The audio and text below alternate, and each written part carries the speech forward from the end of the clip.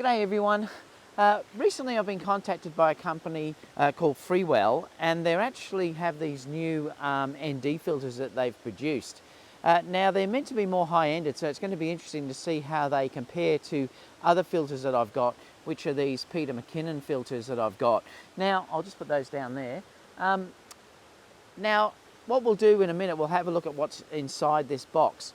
But I believe that there are two separate filters, and they're running from, according to the box, they're running from a 2 to 5 stop filter and also a 6 to 9 stop filter. So this is a 2-pack. Now this is the 67mm filter size. That's what I asked for due to the fact most of my lenses are the 67mm, like the Tamron that's being used today. And the benefit of having this is that they have hard stops on them at the end. Now they do have numbers, and I'll show these in a minute so you can see how these work. The problem with normal NDs, variable ND filters like these, if they're the one which goes from, say, your 2-stop to 9-stop or whatever that filter range is, the problem is if you go too far on those filters, they get a crosshatch which comes across it. And I believe that these won't do that. I know the Peter McKinnon ones don't, so it's going to be interesting to see if these don't do that as well. So that's one big advantage with that at the same time. The other thing is with the numbers that are on these, you can be repeatable, and you can sort of see exactly where they are for each part of your shoot. So what we're going to do today, we'll have an unboxing in a minute. I'll just show you what's in this box. And then also we're just going to do a simple shot of the waterfall that's behind me, and to have a look at how these filters perform. And we can have a look at that, and I'll probably do a couple of other locations around just to see that we don't get that cross-hatching there at all. And we can have a look also about if there's any colour correction needed, whether they do change put a cast onto the actual image as well. So they're things that we'll check throughout this review. So now, before we start, let's have a look at what's in this box, and then we'll start to put it on the camera, and we'll move from there. All right, so let's look at what's in the box here. So I'll take this out. Now you'll notice they've even put my name on there. I believe they're being released on the 11th, so it's a couple of days from now. So inside the box, we've got some instructions, which I'll open up and give you a look at. There's a card just telling you the basics of different camera, things like what is ISO, shutter speed, aperture. You can scan here and that'll take you to their website. There's a little cleaning cloth that you can use to clean these filters, a lifetime warranty on these filters as well. And then inside here, you've got a little filter guide as well. So it's telling you all about what the different strengths of filters are and things like that they have for their whole systems of different filters for cameras, things like landscape, light pollution, all these sort of things. So there's stacks of information in that as well. So let me put this to this side, and then we'll have a look at the filters. So the filters are, I think, in individual cases, which is nice, so you can keep them in there as well. So there's 2 of them. So you've also got in there the magnetic cover, which is really nice as well. And I'll show how that works in a second. So there's 2 of these. So in here, what you've got, my name's on there, which is a really nice thing, so thank you for doing that for me, FREEWELL. You'll notice that there's numbers through here, so you can get hard stops, which is nice. It will just stop between those 2, whereas if it's a variable ND, it will just keep spinning around. And this is because this is only the 6 to 10 stop filter, you don't seem to get those crosshairs that you'll see through other filters. I will show you what I mean by that, because I'll show you in an actual image. It does tell you it's a 67mm as well. Very, very nicely made filter. And if we look in here, the lens cap, which is magnetic, will just fit on to it like that. So you do only get one for both of the filters that are in there, but you'd only be using one at the time and the other one will be in the case. So that doesn't seem to be a real issue. And they do stick on quite strong, so that's a really nice idea. So that's the 6 to 9 stop one. So this one here is the 2 to 5 stop one. Now, again, if you're using this, you've got that magnetic cover that you can put in there. You can see it's much lighter than the previous lens. So yeah, that's what's in the package. So why would you say purchase both of these? Well, you might find if the sunlight isn't too strong, or if you're in conditions like this, that the 2 to 5 stop one may be ample. So that's the reason why you'd need both of these. If you're dealing with working in very, very bright conditions, like if the sun was out and it's a very sunny day like in our summer, and you were shooting say midday or things like that, you might need to use one of the much stronger ones. Also, if you want to do much longer exposure, like the waterfall behind me, which we'll do, and you want to have a very long exposure, you may want to use the darker one as well, which is that 6 to 9 stop one. So what we'll do now is we'll stick it on the camera and we'll take a couple of shots and we'll have a look. Like I said, I'll also compare it today to the Peter McKinnon one, so you can have a look at that for things like color cast and everything else.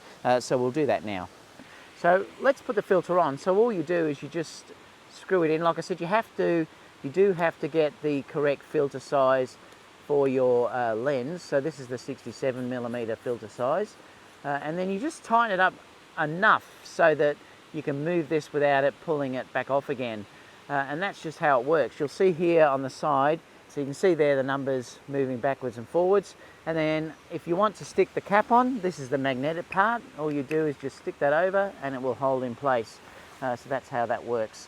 Now I've put the FREEWELL filter on there. I'm using the 2 to 5 stop one. Now the reason why I'm doing this is because what I want to do is I want to double the shutter speed. Now I'm shooting 4K at the moment, and therefore I'm doing 4K 25p. So I want to have 1/50th of a second in the shutter speed. Now I can only do that if I have an ND on there, because if I take the ND off, I'm going to be way up over that. So this gives you that nice filmic look. Now if I want to go darker, then all I do is I just have to move the filter. Like you can see, it goes darker. And if I move it up, it will go lighter. So that's how you can adjust your exposure. Now on the back of the screen, I can just use something like the histogram to get my exposure. And that's how I can use that. So it gives you that ability to do that. So this is the beautiful waterfall. The exposure seems to be really nice. And we'll just have to see how much correction is needed in the image later on. So what we'll do now is we'll go and take a couple of shots of the waterfall, slow the shutter speed down, so we should be able to make some nice flowing water effect on that.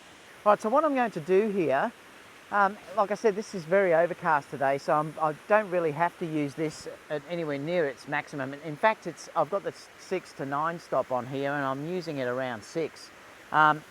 Usually I'll sort of get 1 to 2 second exposure, so I'm going to do 2 seconds. So I'm on f8 and I'm on ISO 100. I want to keep the ISO as low as possible on this. The great part too about these cameras, and normally sometimes you have to take it off to get a manual focus. I'm not going to have to do that in this case, because it will focus even through this, probably because it's only around the number 6 point of that filter. So I've just checked the automatic focus and it works fine, so that's what I'm going to do. I've got it on timer. Now because now I've got this filter on and I'm 2 second exposure on f8, I want it on f8 so everything is in focus that I'm looking at. I put it on a timer so there'll be no shake on the screen at all. So all I do is just pick where I want to go, and then I can take my shot. Now it's on timer, so therefore there's no vibrations coming.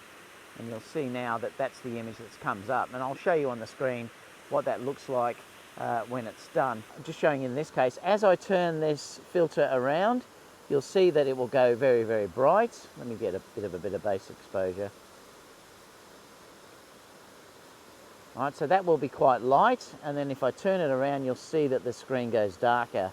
That's having that variable ND part. Now you'll also see too that there's no crosshatch, and I'll show that in a minute, what will happen if you use one of the normal variable NDs when you put it up to its maximum, like that is on 9 and there's no crosshatch coming through. If I do that with the normal variable filter that will go from 2 stops to 9 stops, you'll get that crosshatch that will come through as well. Okay, so you're going to see when I move this around, so this is the standard filter, so this is the standard variable filter, this is a Hoya, and what I'll do is I'll turn this until you see these squares come up. So as I darken it up, you'll notice now to get an exposure I've had to put this nearly maximum. Now I'm doing this really wide open to sort of show you what the effect is, but you can see there that when I bring this right over, it gives funny sort of crosshairs or artifacts coming across the image, whereas the FREEWELL one won't do that. So this is the FREEWELL one now. and as I bring the ND in, you'll see that that's now on maximum, and there's none of that banding that was there before, that cross hatch that you see. Okay, so Kerry has found another location that she wants to shoot in. She's trying to get a little bit lower on the waterfall, which is just up there, and I'll show you what she's doing. So she's using the FREEWELL filter still, and you can see here that she's moving that filter around. Just show how you move the filter, Kerry. So you just turn the filter like that. And what settings are you using? ISO 100. So it's ISO 100, F10, F10, and it's on 2 seconds exposure, which should make that water flow really nicely. So she's now going to take a shot. Now she's got that on the timer, so she won't get any shaking on the actual image. 2 seconds to 5 seconds is really good. Okay, so I'm going to do a colour test to see if there is any colour cast from these filters. So this is pure at the moment. There's no filter on the front there. So I've had to adjust the exposure because I want the exposure to be the same. I'm going to have to change the shutter speed though. We're on ISO 100, but I have set the white balance on sunny, so that shouldn't make any difference to how that looks. It should be balanced the whole way through. So this is a basic test now. Now what I'll do is I'll put some of the other filters on and we'll see how they compare to this base look. Okay, so now that I've got home and I've put the images into Final Cut and also done some editing in Photoshop and Lightroom and things like that, what do I think about these filters from FREEWELL? Well, I'm really happy with them actually, considering that they're roughly about half the price that you pay for the Peter McKinnon ones. They're extremely good value. Looking at the still side of it, unbelievably easy to use and fantastic results I've got out of it. The video side of it, yes, there was a slight cast, but there was also a slight cast in the Peter McKinnon ones as well. It's just a one-click button in Final Cut to get rid of that cast anyway. It was a slight greenish cast that came through, but that was also on the Peter McKinnon one, so they were there on both of them, as you saw from that footage. Very easy to correct though. I love the way that you don't get the crosshatch when you're dealing with these on full. And I think it's really nice to have the the 2 to 5 and also the 6 to 9 separately like that, and that stops you getting that crosshatch that we looked at in the video that I showed. Very, very good quality. I love the numbers that are on there because, like I said, you can get repeatability if you need them as well.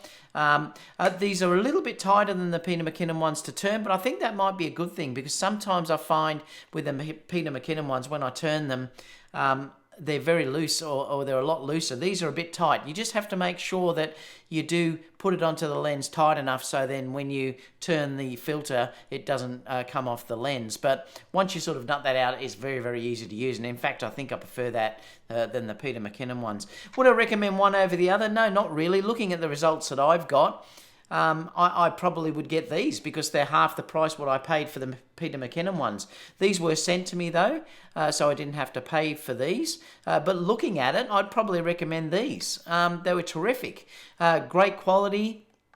You've got the magnetic cover that comes on the top of them, which is also nice, so you can protect them. And I think overall, they're a really great result. So to finish off, what I'll do is I'll just show some footage that I shot on the day. It was just on the gimbal with the Sony a6 400. And you can have a look at that footage if you're just interested to see the type of footage that you'll get with using these filters. If you have any questions, leave them down below. I'll also put the link down below where you can purchase these as well. Apart from that, guys, I'll see you in the next video. Bye for now.